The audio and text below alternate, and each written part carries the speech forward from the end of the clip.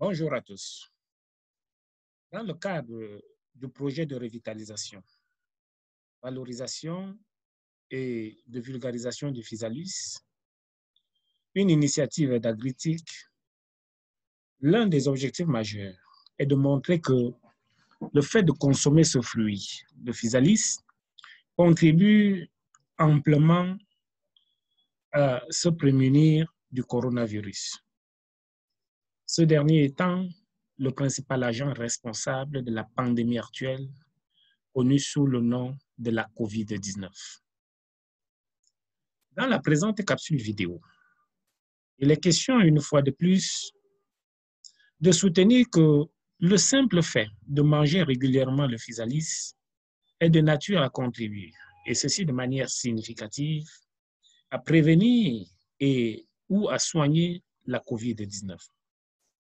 Il s'agit là d'une situation qui trouve une bonne dose d'explication dans la richesse du physalis, aussi bien en zinc qu'en cuivre. Ces derniers, les zinc et le cuivre, font partie précisément des oligo-aliments dont on a, comme nous le savons quasiment tous, impérativement besoin lorsque survient certaines maladies comme la COVID-19, ou alors lorsqu'il est question de les prévenir. Avant d'entrer dans le vif du sujet, précisons à titre de rappel que les oligo-éléments, comme les autres nutriments, sont des composants de l'organisme d'origine minérale. Dans l'organisme, et d'après les spécialistes, on dénombre une vingtaine d'oligo-éléments, dont le zinc et le cuivre, qui nous intéressent particulièrement dans le cadre de la lutte anti-Covid. Pour ce qui est précisément du zinc,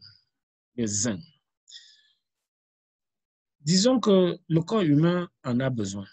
En temps normal, pour de nombreuses raisons qui dépassent largement le cadre de ce partage populaire. Ce besoin en zinc devient encore plus pressant, à en croire les spécialistes, chez toute personne souffrant de la COVID-19.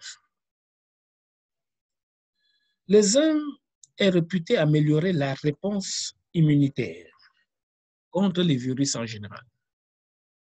C'est pour cela que les chercheurs ont estimé qu'il pourrait donc aider contre la COVID-19. Ce qu'on sait du zinc, c'est qu'il est un oligo-élément essentiel dans la mesure où le corps humain ne peut s'en passer, car il est impliqué dans toutes sortes d'aspects du métabolisme, en l'occurrence le bon fonctionnement du système immunitaire. Nous l'avons déjà précisé. Les personnes qui manquent de zinc développent moins bien leurs cellules immunitaires, d'où les effets positifs soupçonnés du zinc pour combattre divers virus, dont certains virus respiratoires. À ce sujet, il faut relever qu'il a été clairement démontré que le zinc peut aider contre les virus qui causent le rhume, ce qui inclut certains coronavirus, dont tel celui responsable de la COVID-19. Le zinc doit être apporté à l'organisme, notamment à travers des aliments d'origine végétale que nous consommons. Ainsi, parmi les aliments que nous consommons, faisons toujours preuve de curiosité en s'interrogeant sur la teneur en zinc d'un tel aliment. C'est d'ailleurs ce que nous avons fait pour ce qui est du physalis.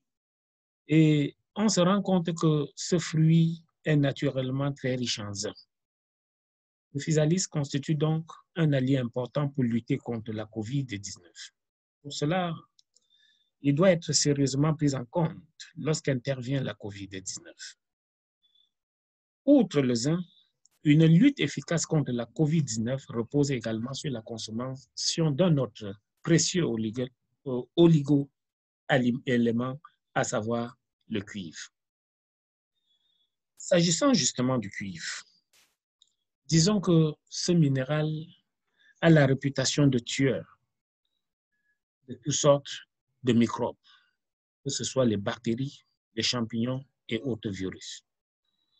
En effet, et selon les spécialistes, le cuivre tue assez efficacement toutes sortes de microbes.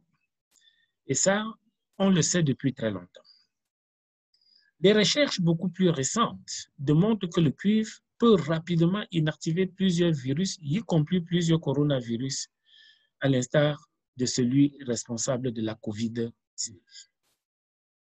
L'action du cuivre est de rendre le virus inactif et surtout incapable de se répliquer.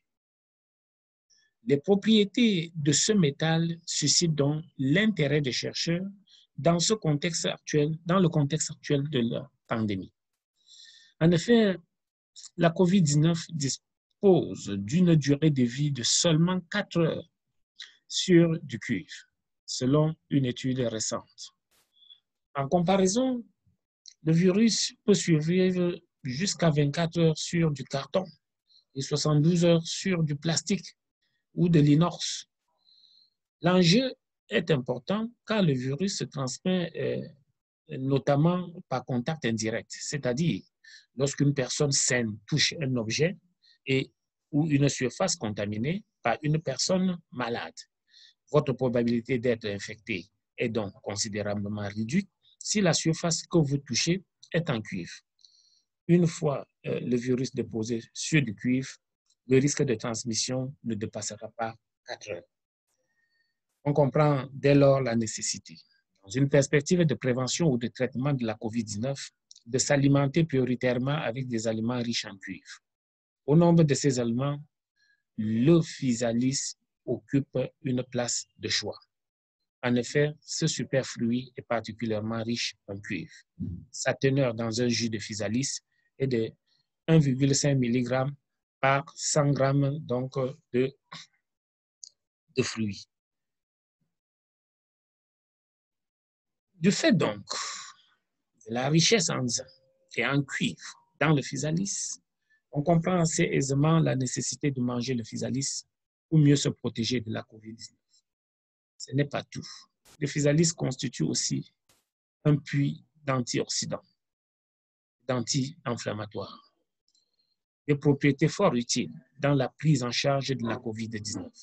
C'est du moins ce que nous allons partager avec vous dans la prochaine capsule vidéo s'inscrivant dans le thème à traiter qu'est, je le rappelle, manger le physalis pour mieux vous protéger de la COVID-19. Comme le rein élimine quotidiennement le zinc et le cuivre, comme d'ailleurs tous les autres oligo-éléments, notre alimentation doit en apporter chaque jour des quantités suffisantes. Rappelons que les oligo-éléments sont généralement de sources végétales. Vous comprenez dès lors que si j'étais à votre place, je me mettrais au physalis maintenant et tout de suite. Voilà ce que je voulais partager avec vous. Dans cette vidéo numéro 3, consacrée au physalis comme aliment protecteur contre le virus, contre la COVID-19, et ceci de par son apport en zinc et en cuivre, des oligo-éléments qui sont essentiels dans le cadre de la prévention et de la prise en charge des malades souffrant de la COVID-19. N'oubliez pas d'aimer cette vidéo si elle vous a plu. En cas de préoccupation particulière ou de témoignage, vous pouvez laisser un commentaire en dessous de cette vidéo et c'est avec plaisir que nous allons vous apporter des éléments d'éclairage nécessaires.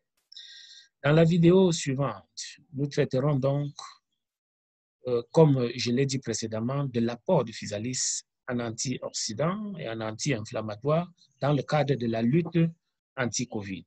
Et pour ne pas rater cette vidéo, merci de vous abonner à ma chaîne et décrocher la cloche de notification si vous ne l'avez pas encore fait, afin d'être immédiatement alerté dès que cette vidéo sera disponible, ainsi que les prochaines autres. Merci de votre aimable attention.